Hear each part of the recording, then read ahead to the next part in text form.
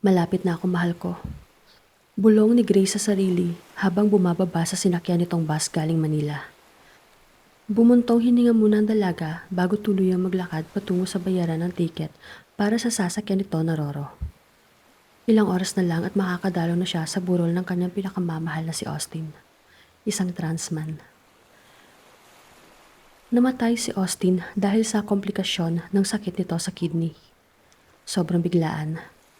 Walang nakapaghanda sa pangyayari na yon, lalo na si Grace.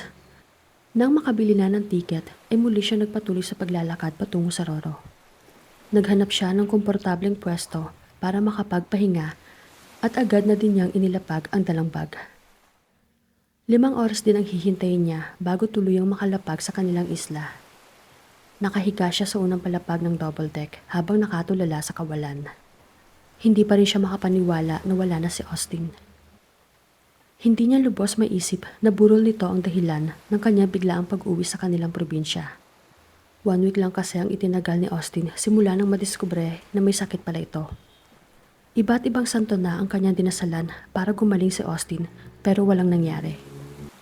Lalo pa itong lumala hanggang sa nalagutan na nga ng hininga. Ang masakit pa nito ay wala siya sa tabi ni Austin ng mga panahong kailangan siya nito. LDR kasi sila at twice a year lang kung magkita. Maswerte na kung makaluwas ng Manila si Austin para dalawin siya. Di nagtagal ay nagsimula na rin maglayag ang Roro. Magdadapit hapon na rin yon. Tumayo si Grace upang bumili ng makakain. Nakaramdam na din kasi siya ng gutom. Halos maghapon din kasi siyang walang nakain na maayos dahil sa mahabang biyahe. Papunta na sana siya sa kanyang pwesto nang makita niya ang paglubog ng araw. Kaya imbes na dumiretso sa kanyang higaan, ay nagtungo muna ito sa may gilid ng barko at doon naupo upang kumain. Talaga nga namang napakaganda ng sunset ng oras na yon. Dagdagan pa ito ng pinagsamang kulay lila at kahel na kalangitan. Napasulyap siya sa kumikinang-kinang na tubig alat sa paligid. Kitang-kita niya ang mga lumba-lumba na tila ba naglalaro sa malawak na karagatan. Ang dami ding iba't ibang klase ng mga isda na mabilis na lumalangoy papalayo tuwing madadaanan ng kanyang sinasakyan. Sa itaas naman ay madaming ibon na lumilipad at naghahanap ng mahuhuling isda. Napakapayapa. Bigla niya naalala. Minsan na rin sila nagsabay ni Austin pauwi sa kanilang probinsya. Minsan na din silang naupo sa gilid ng barko upang pagmasdan ang paglubog ng araw. Paborito ni Austin ang sunset. Nawawala daw kasi ang problema niya tuwing nakikita niya ito. Bago malagutan ng hininga ay nag-request pa nga daw si Austin na kung maaari ay dalhin siya sa tabing dagat upang pagmasdan ang paglubog ng araw. Habang naiisip yun ni Grace ay hindi na niya napigilang maluha. Paano na ako, Austin? Paano ako magsisimulang muli? Bakit hindi mo ako hinintay? 12 years na sila ni Austin at plano na rin nila mag-live-in sana next year. Tatapusin na lang sana ni Grace ang kasalukuyang taon at uuwi na siya sa kanilang probinsya. May sapat na ipon na kasi sila para maitayo ang pangarap nilang paresan ni Austin. Yun na sana ang umpisa ng magandang buhay na pinapangarap nilang dalawa na magkasama. Nakaredy na din ang lote kung saan plano nilang ipatayo ang maliit na bungalow na siyang kanilang magiging tahanan. Malapit lang ito sa tabing dagat kung saan sobrang ganda ng view tuwing magdadapit hapon. Austin.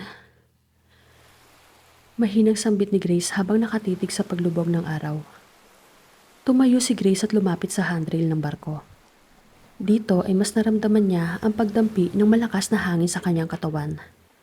Unti-unti na ring nilalamon ng dilim ang paligid kaya lalo pa niyang naramdaman ang lamig ng gabi. Kung kasama niya sana si Austin ay maiibsan ang lamig na kanyang nadarama. Mahilig kasi ito na yakapin ng dalaga tuwing ginikinaw ito. Hindi ko na pala mararamdaman ang mainit mong yakap, mahal ko. Bulong ng dalaga sa sarili. Nang mga oras na yun pa lang nagsisink in kay Grace na wala na talaga si Austin. Na totoong hindi na siya babalik. Ang dating pagkagalak tuwing nasisilayan ng takip silim, ngayon ay napalitan na ng kalungkutan. Muli na namang tumulo ang luha sa mga mata ni Grace. Naninikip na ang kanyang dibdib sa kakaiyak. Hindi niya alam kung paano tatanggapin ang pagkawala ng kanyang minamahal. Hindi niya alam kung ano ang posibleng mangyari sa kanya once na makita niya na nakahiga na sa kabaong si Austin. Mahal ko, bigyan mo sana ako ng lakas ng loob na masilip ka. Bulong ni Grace sa sarili. Tuluyan ang nilamon ng dilim ang paligid ng Roro. Wala na siya halos makita kaya minabuti niya nang bumalik sa kanyang pwesto. Dito ay muli siyang nahiga. Napakatahimik. Halos lahat ng mga pasahero ay tulog na din. Tanging tunog lang ng makina at ang paghampas ng alon ang nadidinig ni Grace. Kinuha niya ang kanyang cellphone. Dito ay inisa-isa niya tingnan ang mga picture nila ni Austin. Naaalala niya pa halos lahat ng kwento sa likod ng mga litrato na yon. May masaya, may malungkot, may nakakatakot. Ang sarap balikan lahat ng mga alaala na kasama niya si Austin. Para kasi kay Grace ay wala nang masihigit pa kay Austin. Para kay Grace, totoong lalaki si Austin dahil daig pa ni Austin ang mga tunay na lalaki kung ang pag-uusapan lang naman ay ang salitang respeto.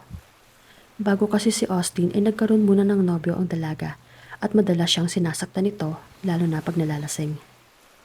Kay Austin niya naramdaman ang tunay na pagmamahal, ang tunay na pag-alaga at higit sa lahat ang respeto. Di naglaon ay nakaramdam na rin ng antok si Grace. Ipinikit niya ang kanyang mga mata at tuluyan na nakatulog.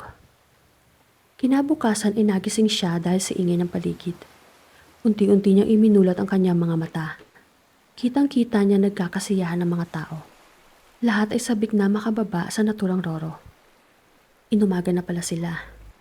Feeling ni Grace sandali pa lang siyang nakakatulog. Tila ba malalim ang kanyang tulog kaya hindi niya na namalayan ng oras. Agad siyang tumayo. Bakit parang kakaibang pakiramdam? Parang ang gaan. Para lang siya nakalutang sa dagat. Hindi na lang din niya ito pinagtuunan ng pansin dahil naging excited na din siya na makalabas. Kinuha niya ang dalang bag at isinakbit ito sa kanyang likuran. Napakaliwanag ng paligid. Sobrang ganda ng panahon. Hindi ganun kainit at hindi rin ganun kalamig. Sa kanyang paglabas ay kitang-kita niya ang magandang ngiti ni Austin. Nakatingin ito sa kanya habang hinihintay na makalapit ang dalaga. Austin? Nagtatakang nasabi ng dalaga. Napatigil pa siya sa paglalakad at napaisip sandali kung si Austin nga ba talaga nakikita niya. Tinitigan niya ito. Si Austin talaga.